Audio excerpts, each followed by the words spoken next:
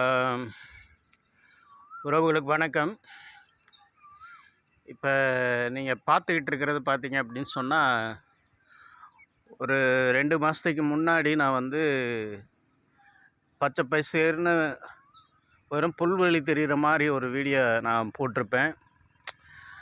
இப்போ அந்த புல்வெளியாக இருந்த பயிரெல்லாம் நெல்மணிகளாக மாறி இருக்கு.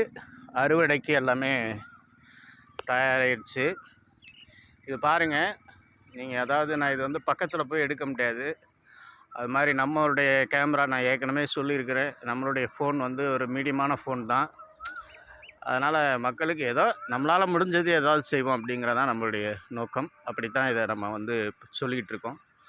சரி, இந்த பக்கம் பாருங்கள். அப்படியே கண்ணுக்கு எட்டிய தூரம் பார்த்திங்கன்னா, இந்த நெல் மணிகளெல்லாம் அப்படியே விளைஞ்சு அறுவடைக்கு தயாராக இருக்குது.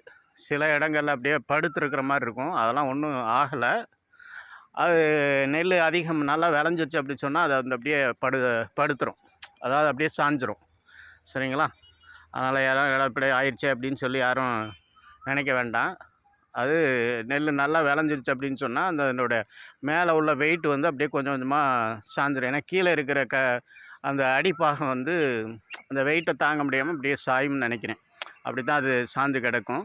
அந்த நெல் அறுவடைக்கு தயாராகிடுச்சுன்னா அது ஆட்டோமேட்டிக்காக அப்படியே கீழே சாஞ்சிரும். இது காற்றுக்கோ அல்லது வேறு எதுனாலையோ எதுவும் பாதிப்பெல்லாம் கிடையாது. இது ஆட்டோமேட்டிக்காக சாயும்.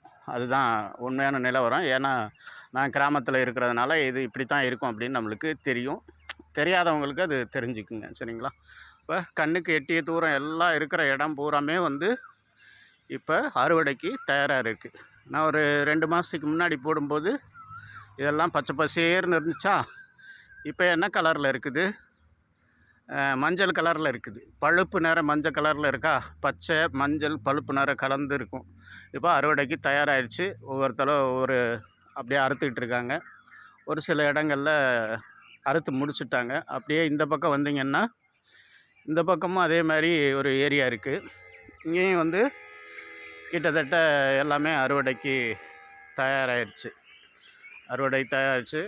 ஒரு ஏரியாவில் அந்த பக்கம் அந்த தென்னை மரத்துக்கு அந்த பக்கம் எல்லாமே அறுத்து முடிச்சுட்டாங்க.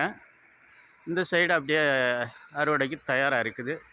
சில இடங்களில் இந்த ஒரு லைன் பாருங்கள், ஒரு லைன் அப்படியே இன்னும் இப்போ எல்லாமே இப்போ தான் பால் பிடிக்குதுன்னு சொல்லுவாங்க. பால் பிடிச்சிக்கிட்டு இருக்கு. இடையில அப்படியே கொஞ்சம் கொஞ்சமாக ரெடியாக இருக்குது. மற்றதெல்லாம் அறுவடைக்கு தயாராகிடுச்சு. அப்படியே தான் இந்த எல்லா பக்கமே இந்த நெல் தான் போட்டிருக்காங்க. வேறு ஒரு சில இடங்களில் தான் வாழை தென்னை மரம் அப்படி போட்டிருக்காங்க. ஆனால் நெல் தான். திருநெல்வேலி மாவட்டம், தூத்துக்குடி மாவட்டத்தில் நெல் அதிகமாக விவசாயம் பண்ணுறாங்க. ஏன்னா இங்கே தாமிரபரணி ஆறு இருக்கிறதுனால நெல் விவசாயம் அதிகமாக பண்ணுறாங்க உறவுகளே. ஆமாம் உறவுகளே. ரைட். இன்றைக்கி காலையில் உங்களுக்கான வீடியோ இதை தான் போடணும்னு நினச்சிட்டு இருந்தேன். போட்டுட்டேன். பார்த்து ரசிங்க. நன்றி, வணக்கம்.